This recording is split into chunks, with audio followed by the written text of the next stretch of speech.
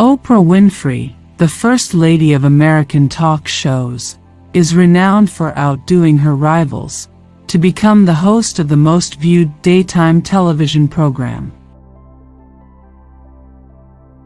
On the Oprah Winfrey Show, she developed a friendly rapport with both guests and viewers that led to the establishment of her own production business, Harpo Incorporated. On January 29, 1954, Oprah Gail Winfrey was born to Vernita Lee and Vernon Winfrey on a remote farm in Kosciuszko, Mississippi. Although she was given the biblical name Orpah, which is more harder to spell and pronounce, she was practically always referred to as Oprah. Soon after Winfrey was born, her unmarried parents split up, leaving her in the care of her maternal grandmother on the family farm. Winfrey used to amuse herself as a child by play acting in front of a cast of farm animals. At the age of 2.5, she began to read under the stern instruction of her grandma. When she was 2 years old, she gave a sermon to the members of her church about when Jesus rose on Easter Day. After writing a message to her teacher on the first day of school asserting that she belonged in first grade, Winfrey then skipped kindergarten. After that year, she was moved up to the 3rd grade. When Winfrey was 6 years old, she was transferred north to live with her mother and 2 half-brothers in a Milwaukee ghetto, a very impoverished and unsafe area. She was moved to live with her father in Nashville, Tennessee, when she was 12 years old. She started giving talks at social events and churches and briefly had a sense of security and happiness. One speech brought in $500. At that point, she was aware that she desired to be paid to talk. Winfrey had to leave the security of her father's house after being called back by her mother once more. When Winfrey was a young adolescent, the impoverished urban environment had a severe impact on her, and her issues were made worse by recurrent sexual molestation, beginning at age 9, by men other family members trusted. Her mother had a variety of occupations, and little free time to watch over her. According to Winfrey, her father saved her life. She received direction, structure, regulations, and books from him, who she found to be very strict. He made his daughter write weekly book reports, and unless she mastered 5 new vocabulary terms every day, she was not allowed to eat. Winfrey developed into a top student who joined the theater, debate, and student council clubs. She got a full scholarship to Tennessee State University in an Elks Club speech contest.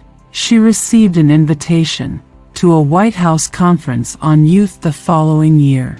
After winning the Miss Fire Prevention title from WVOL, a nearby radio station in Nashville, Winfrey was employed by the station to read its afternoon newscasts.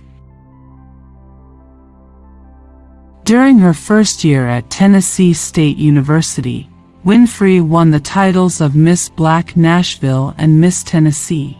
Winfrey declined a job offer from the Nashville CBS affiliate twice, before ultimately listening to a speech teacher who emphasized that job offers from CBS were the reason people go to college.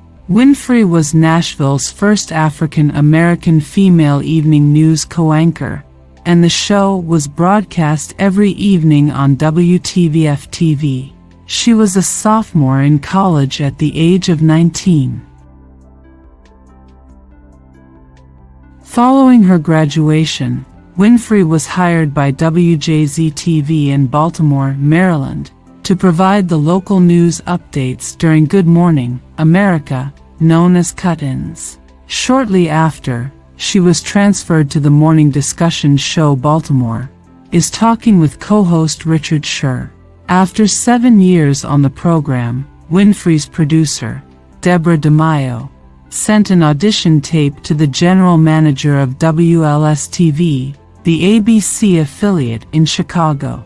She and DeMaio were hired at the time because her ratings in Baltimore are higher than those of national talk show host Phil Donahue.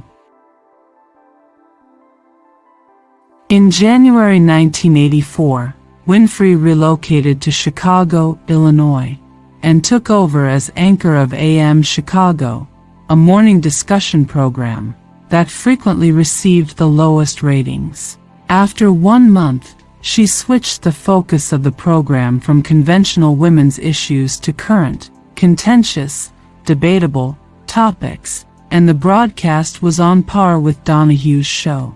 It made progress after 3 months. The Oprah Winfrey Show was renamed and extended to an hour in September 1985. Donahue consequently relocated to New York City. When Winfrey first on television in 1985, Quincy Jones, 1933, thought she would make a good actor in a film he was co-producing with director Steven Spielberg, 1946. The Color Purple, an author who died in 1944, served as the inspiration for the movie. Her sole prior acting experience came from a one-woman performance of the history of black women through drama and song that she gave in 1978 as part of an African American theater festival. Following The Color Purple's success, Winfrey's show gained enormous popularity, and in September 1985, distributor King World purchased the syndication rights, the license to distribute a television program, to screen the program in 138 locations, setting a record for the first-time distribution. Even though Donahue was broadcast on 200 stations that year, Winfrey won her time slot by 31%, attracted twice as many viewers in Chicago as Donahue, and carried the top 10 markets in the country. Winfrey was recognized for her singular contributions to the city's cultural scene in 1986, with a special award from the Chicago Academy for the Arts, and the National Organization of Women named her a Woman of Achievement. Winfrey was recognized as the best talk show host, and the Oprah Winfrey Show won numerous Emmys for Best Talk Show.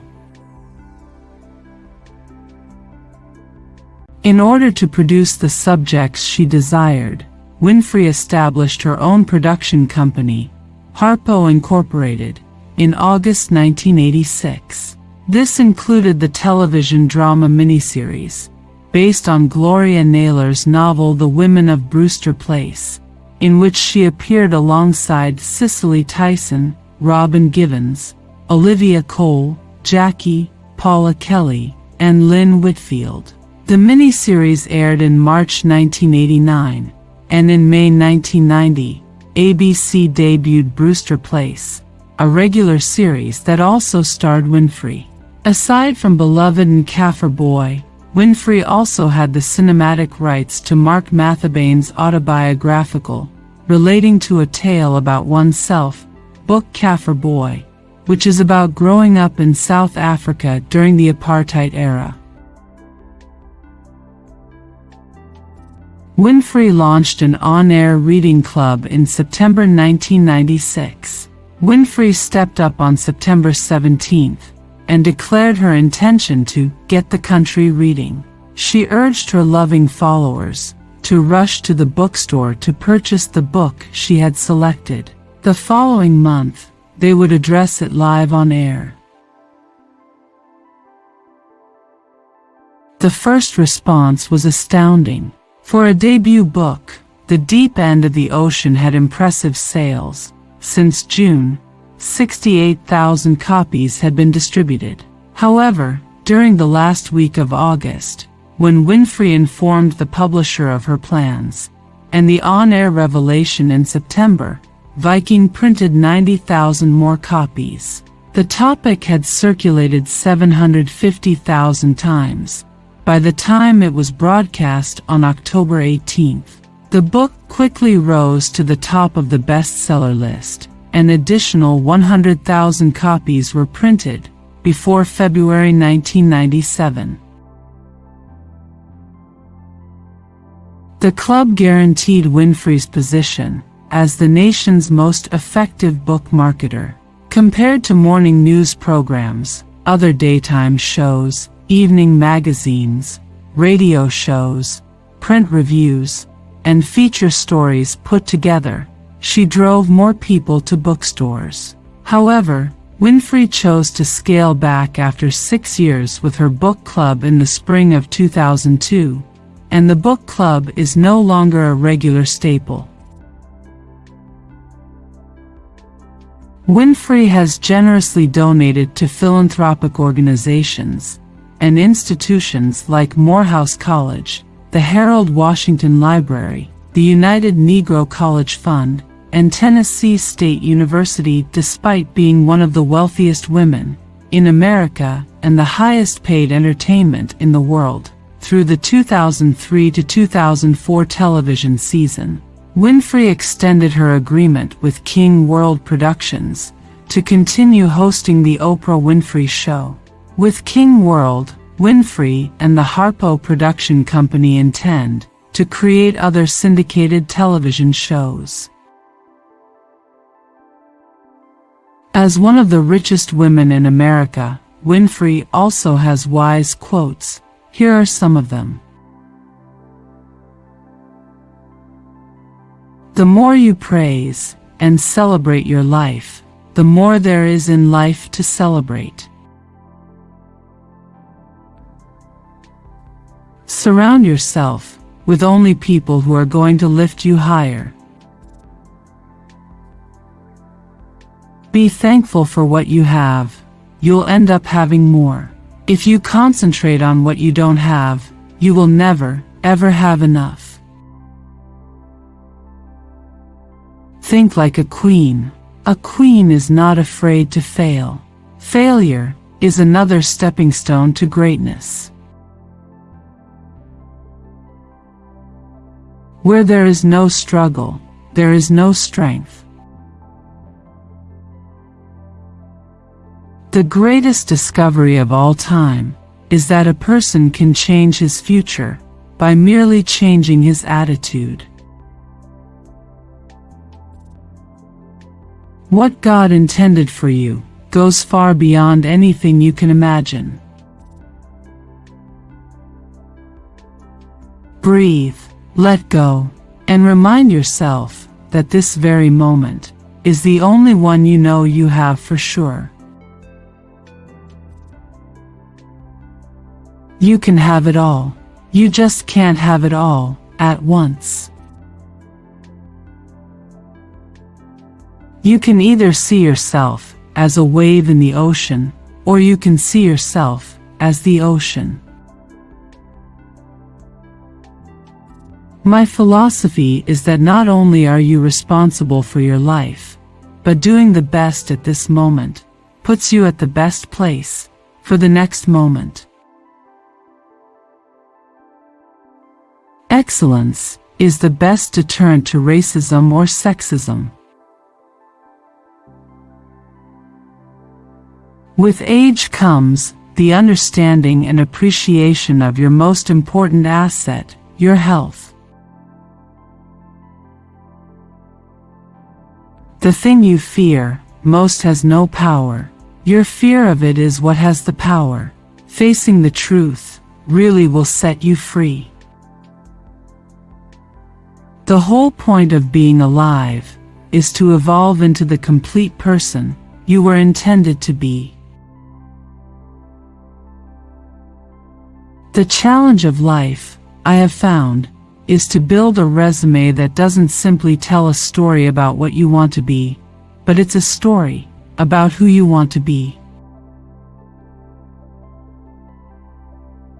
Thank you for watching. See you on the next video.